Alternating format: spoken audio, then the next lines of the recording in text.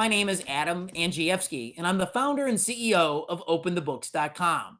We've got a great topic here for you this week. It's on FBI informants and the huge amount of taxpayer money that's flowing to tens of thousands of confidential human sources employed by federal law enforcement. Before we get to the topic, I just want to give a brief review of our mission at OpenTheBooks.com. It's quite simply every dime online in real time. And last year, our auditors, we filed 40,000 Freedom of Information Act requests. And we captured $6 trillion worth of federal, state, and local spending. So you can follow the money, so you can hold the political class accountable for tax and spend decisions. Okay, let's get into our topic. So, how many confidential human sources, FBI, DEA, ATF, how many informants are employed in the federal agencies? And it is between 16,000 and probably 20,000 of these informants every single year. So there's a lot of people in play, and every single one of those has to have a handler. And so, how much do they make? How much are we spending on these things? So, our auditors at OpenTheBooks.com, we took a look at federal audits from Congress, from the Government Accountability Office, and in congressional testimony. And we put together some pretty important numbers. Some of the data is years old. And so there would be hundreds of thousands of dollars more on top of these numbers. But we sourced over $500 million from 2010 through 2018, over $548,000 paid to federal informants. So who are some of the people making the most money? Well, incredibly, we found that Amtrak employees made up to $1 million as federal informants. There were parcel employees. So that's how they were described. They're probably over at FedEx or the UPS, and they made over $1 million. And then you have like TSA agents or quote unquote airline employees that made more in 4 years than $600,000. And always in a system like this with so many moving parts that's so under the radar, there's opportunities for corruption. For example, the Amtrak employee that made $1 million, there was an inspector general investigation into this. And here's what the inspector general determined. The information that was provided could have been obtained by the DEA at no cost through a joint venture task force with the Amtrak police.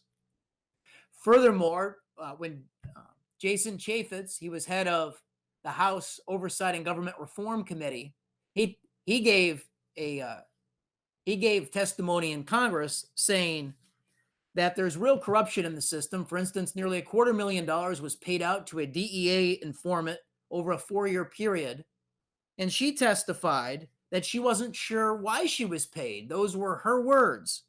She also testified to a sexual relationship with the DEA group supervisor. So these are just some of the issues that have been disclosed. Again, it's hieroglyphic, it's opaque, it's an area that doesn't have a lot of sunlight on it. But our auditors at OpenTheBooks.com, we've tried to open this up and give you some type of view inside. All right, so during our investigation, we found that the Department of Justice has guidelines for their informants on when they can actually break the law and commit an authorized crime. Now, there's certain crimes that are always off the books, like violence, for instance, against individuals, or obstruction of justice. Those types of things are always illegal. But other things, for instance, like helping an investigation by getting pre-authorization to do a drug purchase, that's oftentimes a part of the job. What we found very interesting was that in a 4-year period, the federal law enforcement agencies admitted authorized crimes numbered 23,000. So authorized crimes amongst federal law enforcement informants are very common. So as you can see, there's a confluence. There's a lot of taxpayer money. There's a lot, tens of thousands of federal informants, and those informants, as a part of their duties, can commit a crime, an action that would otherwise, without authorization, be unlawful or illegal. And so if you're up to nefarious behavior, if you're a bad actor out there, you should be on notice that federal law enforcement has a lot of tools in the toolbox to stop some of these things. Okay, so where are some of the most recent controversial deployments of federal law enforcement informants? Well, you have the case up in Michigan against Governor Whitmer. So there was 8 arrests up in Michigan over the course of the last year of plotters that were allegedly plotting to kidnap the governor. 8 people were arrested. Well, it turns out there was actually 12 FBI informants working that case. Here's what a judge just said about that case. And this was reported at BuzzFeed.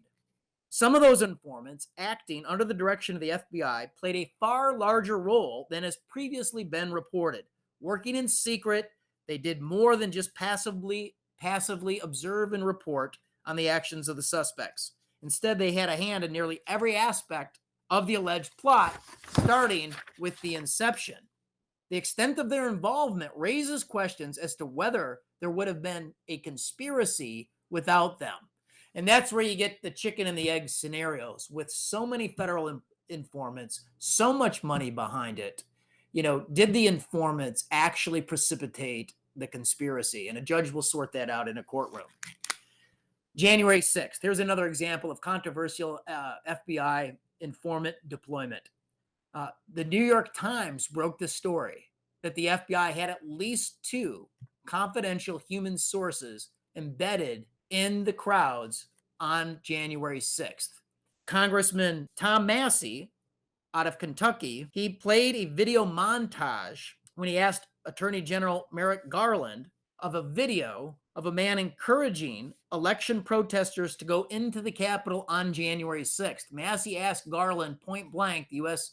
Attorney General, whether that man was an FBI informant, and Garland refused to answer, citing the ongoing investigation. That man hasn't been arrested. So it begged the question, was this an FBI informant actually encouraging the crowd? Okay, at Forbes, I encourage you to go to our article. We lay this entire situation out, and we have 12 additional reading sources that you'll find extremely interesting.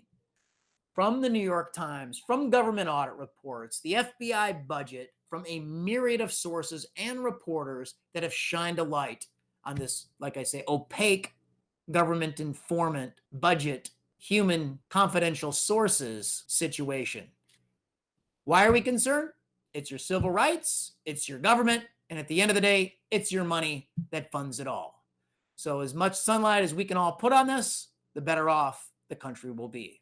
We encourage you to come back next week for Rip Off of the Week segment. Thank you.